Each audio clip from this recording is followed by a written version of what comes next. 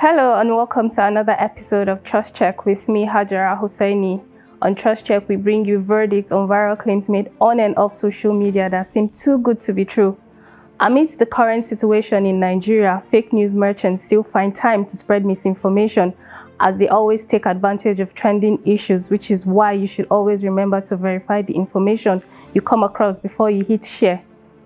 The Naira redesign and the deadline for collecting the old notes have put many Nigerians in difficult positions. We are in an era of individuals having money but no cash at hand, something only Nigerians can relate to at this time. Let's take a quick break, and when we come back, we take on the claims.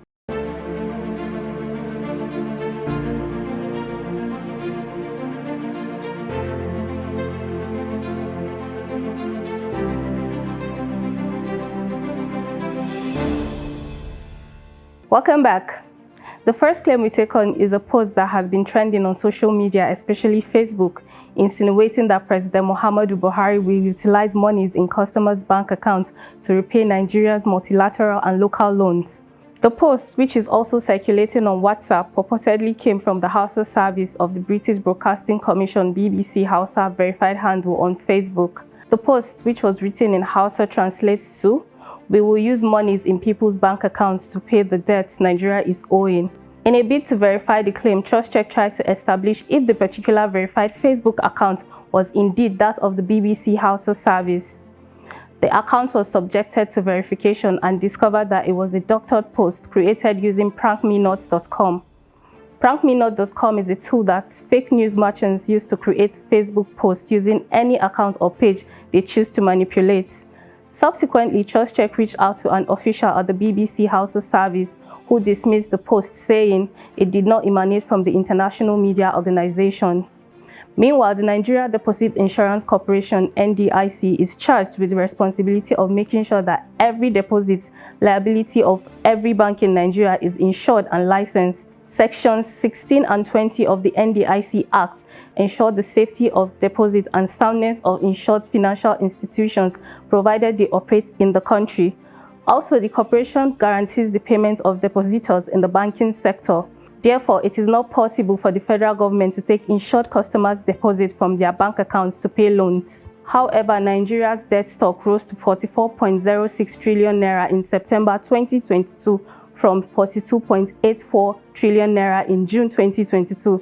According to data from the DMO, the total debt stock comprises of total domestic and external debt stocks of federal government, state government, and the Federal Capital Territory. So based on available information and verification, TrustCheck can confirm that the message did not emanate from BBC Hausa service, nor did the president say he will pay off Nigeria's debt with depositors' monies. The second claim is an assertion made by President Muhammadu Buhari recently. He claimed that Nigeria has attained 100% broadband penetration across the country. The president made the disclosure at the Maiden Digital Economy Conference of the Nigerian Association of Chambers of Commerce, Industry, Mines and Agriculture, NASIMA, held in Abuja recently. Broadband penetration refers to the number of subscriptions to fixed and mobile broadband services. In August last year, Umar Dambata, Executive Vice Chairman of the Nigerian Communications Commission (NCC), said broadband penetration in the country climbed to 44.5% in July from 40.9% in February. Dambata also expressed optimism that the national broadband target of 70% in 2025 was achievable. Buhari, who was represented by Issa Pantami, Minister of Communications and Digital Economy, said reports that claimed that the country had achieved only 43% broadband penetration were obsolete. He explained that from 23% coverage in 2019, the federal government had increased broadband penetration by 77% in 2022 and 100% in 2023. One of the richest persons in the world announced that Nigeria, out of the 54 African countries, has an outstanding broadband penetration. As I speak to you today, the broadband penetration in Nigeria is 100%, Buhari said. As of today, broadband can be accessed everywhere in the country, whether in urban area, rural area, or deserts. We are the first African country to attain this and the only one so far. 70% is a distinction, and the digital sector has surpassed it. We delivered excellently in all 8 priority areas in the sector. According to Buhari, the Communication Ministry's quarterly revenue had grown considerably, adding that we moved from generating 51 billion naira in 3 months to 408 billion naira in 3 months. However, mobile internet connections account for over 99% of Nigeria's broadband base. According to the Nigerian Communications Commission (NCC), and compared to South Africa, Egypt, and Kenya, Nigeria's telecommunications sector's contributions are quite moderate. For instance, the Information and Communications Technology (ICT) sector in Egypt is very robust, with a growth rate higher than Egypt's overall level of GDP growth, equivalent to 15.2% in the fiscal year 2019 and 2020. Its contributions to the GDP had increased to 4.4% in the fiscal year 2019 and 2020, compared with 3.5% in 2018 and 2019. Total investment in the sector increased by 35% in 2019 and 2020 and reached $3.5 billion. In contrast, Nigeria has seen a decline of about 20% in investment in the telecoms industry in the past 3 to 4 years. Experts say to achieve equality broadband access, we require an estimated investment of about $5 billion, which is equivalent to 2.3 trillion naira. During the COVID-19 pandemic, when businesses were migrating to digital platforms and upgrading their digital infrastructure, little attention was paid to upgrading telecoms infrastructure in Nigeria. So checks by TrustCheck have shown that Nigeria is not the first African country to attain 100% broadband penetration in Africa, as South Africa is the first country to do so. Now to our Need to Know segment, we'll be looking at the key INEC officials you should know as a voter and their roles on election day.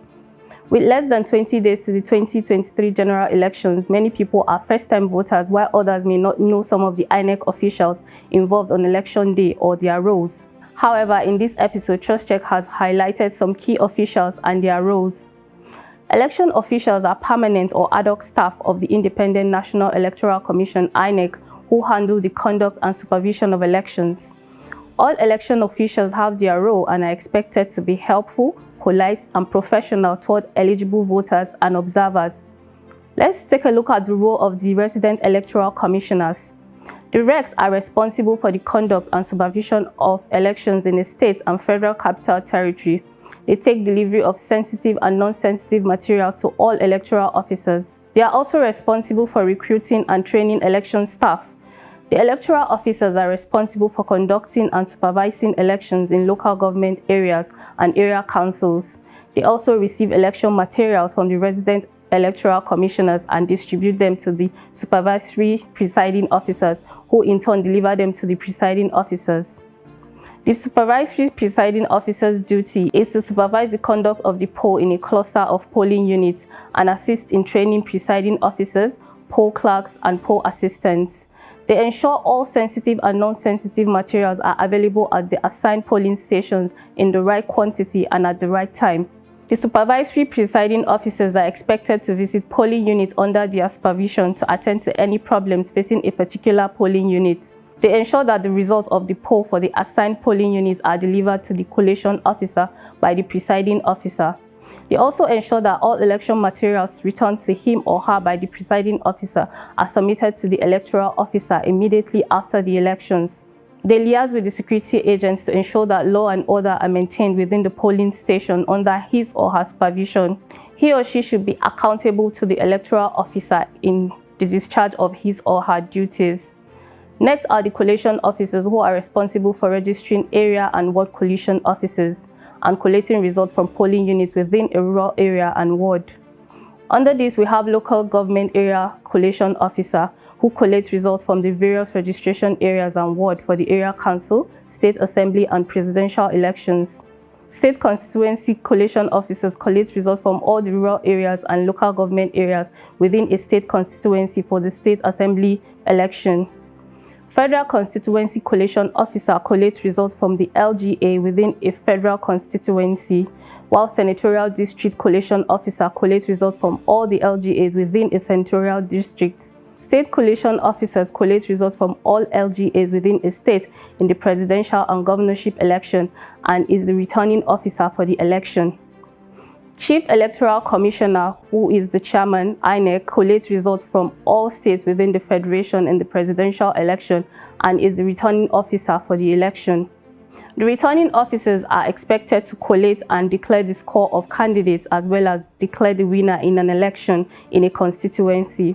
Moving further, we have the presiding officer who is in charge of all activities at a polling unit on election day, such as sorting, counting and announcement of election results after tabulating and summing up the votes cast. His or her duty also includes delivery and inspection of materials and equipment for election from the supervisory presiding officer, ensuring their security, especially that of all election materials. The presiding officer must be at the polling unit early to set up, coordinate activities at the voting point, and conduct voter education ahead of the polling. Issues ballot papers to voters and ensure that voters deposit thumb-printed ballot papers into the appropriate ballot box. Returns all election materials other than the result sheet and card reader to the SPO for delivery to the electoral officer after elections. Delivers the completed result sheet and card reader to the registration area collation officer.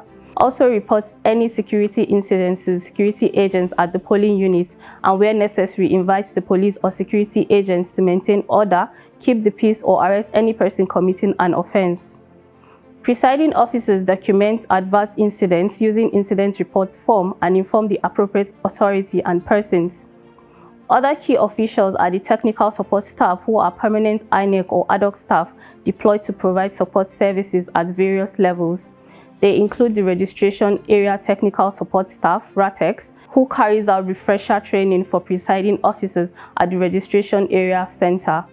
Provide support on the use of the Bimodal Voters Accreditation System (BVAS) and fix malfunctioning BVAS. They are expected to configure new BVAS for any polling unit with a malfunctioning one and verify and confirm the polling unit results uploaded at the polling unit by presiding officers on the INEC Result Viewing portal.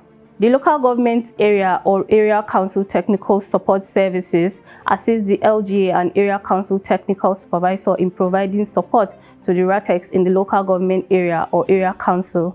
Then the local government area or area council technical supervisor coordinates and supervises technical issues at the LGA and area council. Then the state technical supervisor coordinates and supervises technical issues at the state level. The state ICT supervisor coordinates and manages all ICT activities during an election.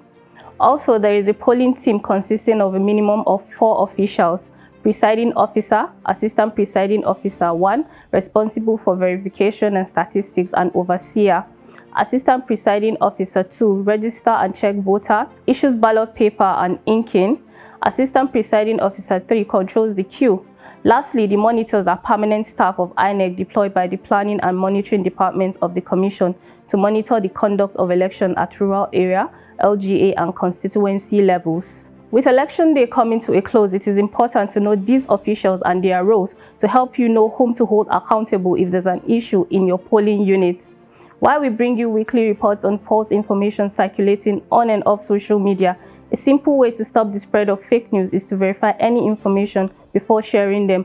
Always remember that fake news causes damage with irreversible effects. For more details on the fact check, visit www.trustcheck.dailytrust.com and follow us on all our social media platforms at Trust TV News. Until I come your way next week, I am Hajara Hussaini.